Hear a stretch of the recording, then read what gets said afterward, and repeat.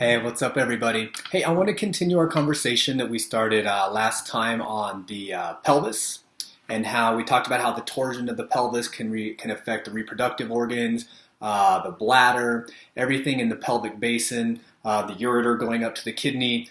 The point of the last video was that a rotation in the pelvis can cause a lot of problems, and then we showed a couple proprioceptive exercises for the pelvis. Today, I want to carry that on a little bit, and we want to talk about how your hamstrings affect your pelvis, and more specifically, how your biceps femoris, or what we maybe call the lateral hamstring, has an effect on the pelvis.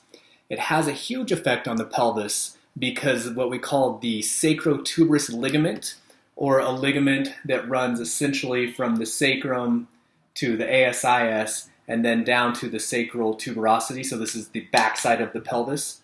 So we have those ligaments that run there. At the very bottom of that ligament is the biceps femoris tendon, okay? So it looks like this on your body.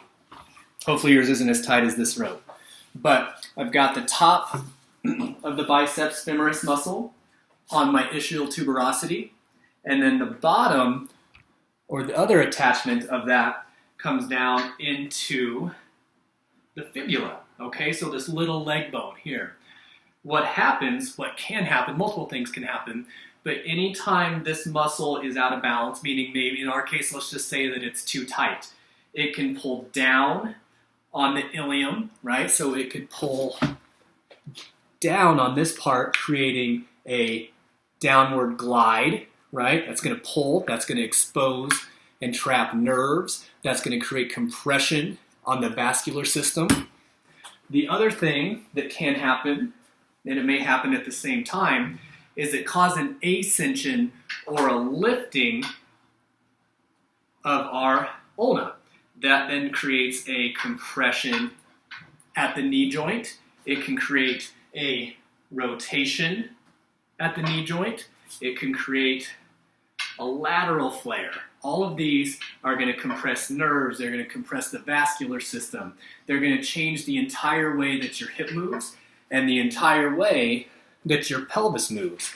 So when we should have a nice, easy, reciprocal movement when we walk, if I've got extra tension on that hamstring, on that biceps femoris, I'm going to start seeing things more like this, where we're not able to reciprocate a motion. The motion gets stuck. So the question is, as always, what do we do about it? There are a lot of different things and a lot of different muscles that need to be addressed, joints that need to be addressed. For today, I want to show you a myofascial stretch for your biceps femoris. All right, let's check it out.